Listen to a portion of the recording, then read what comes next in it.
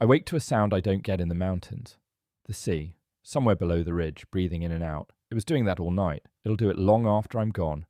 Nib is already up, by which I mean he has moved from the flour sacks to the wool bales. Big day for him. Fire, kettle, tea. The same 3 moves every morning wherever the cart is parked. Some men pray. I boil water. Today's cargo is mountain goods. Wool, pine honey, iron needles, carved spoons. Things the coast can't make and pretends not to want, and buys anyway. I count the coin pouch before anything else, not because it changed overnight, because a day should start with knowing exactly where you stand. The coast doesn't look real at this hour, just grey and silver all the way out to the edge of things. Barley takes the harness the way he always does, patiently, with one ear turned back toward me in case I finally say something worth hearing. The cliff road bends, and there it is. The harbour town, small as a spilled box of toys, masts standing along the water like pins in a cushion. The gulls find us before the town does.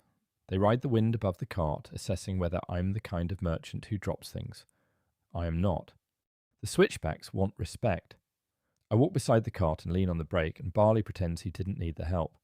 Halfway down, the air changes. Salt gets into it first, and underneath that, tar and fish and wet rope, harbour air. There's nothing else like it. The road flattens out through the salt marsh, reeds on both sides, and small brown birds that scold us for existing.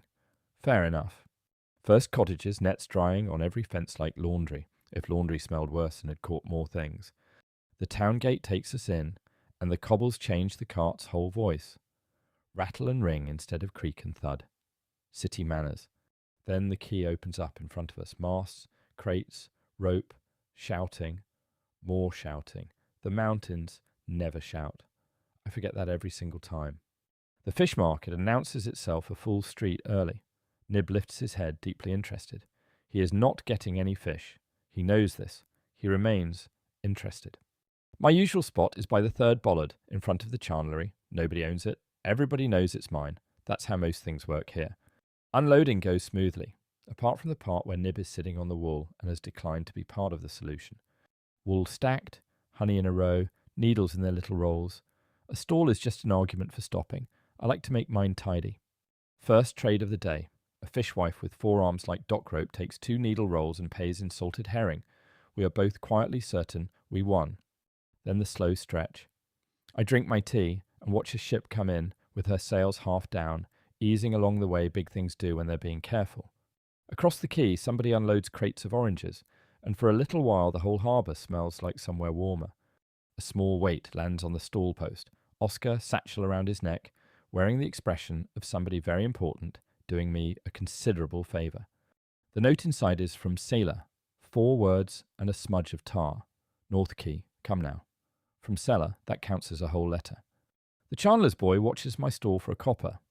Half the trade in this town is neighbours trusting each other for an hour at a time. The quay at midday is its own weather, bright, loud, and moving in every direction at once. Sela is exactly where the note said, headscarf and rolled sleeves, halfway up a stack of crates, as if it were a staircase somebody built just for her. A ship is in from the Southern Isles, she says. First one this season, spice, rope, glass floats. Everyone else will know by evening. I know now, that's the difference Sela makes. She wants my wool. The southern ship wants wool too, and she intends to be the one holding all of it when they ask. In exchange, I want spice, and 2 coils of that pale new rope. We haggle the way old friends do, loudly, and with no real danger. She laughs out loud at my first price. I expected that, it's why I made it. We settle on a number that neither of us said first. That's how you know it's a fair one. When we're done, she tips her head toward the harbour's edge. Someone asked after you, she says. Been asking since the morning tide. Captain Thessaly sits where the stone steps meet the water, tail in the tide, kelp braid dripping. Some here say he's been at that step longer than the step has. He wants the same thing he wants every year, 1 jar of pine honey. The sea, he tells me, has every taste in the world except trees. He pays with a pearl shell the size of my palm, worked smooth and strung on a cord. It's worth more than the honey. He knows that. He does it anyway. I turn it over in my hand. The inside holds its own weather, pink and silver, like a sky I've never been under. We sit a while after that. He tells me what the tide brought in this month.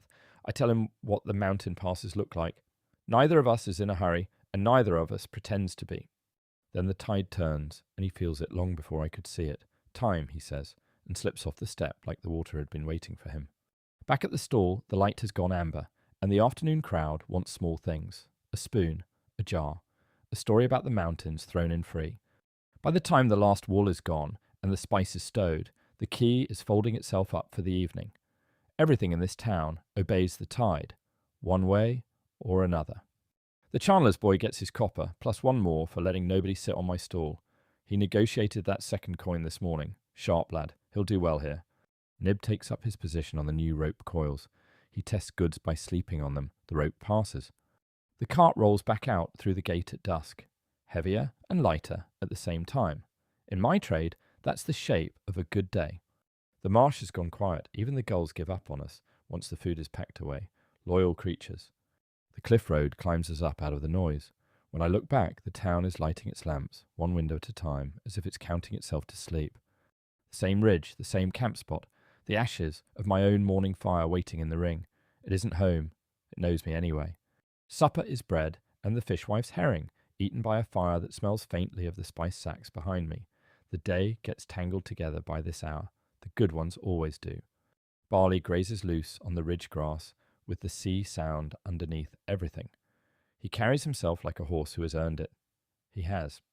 The harbour is just lights now. A handful of embers dropped along the water's edge, far below and getting quieter. Tea, hat off, boots off. I hang the pearl shell from the cart's rail, where the firelight can find it. It doesn't do anything, the shell, just turns slowly on its cord and holds the light.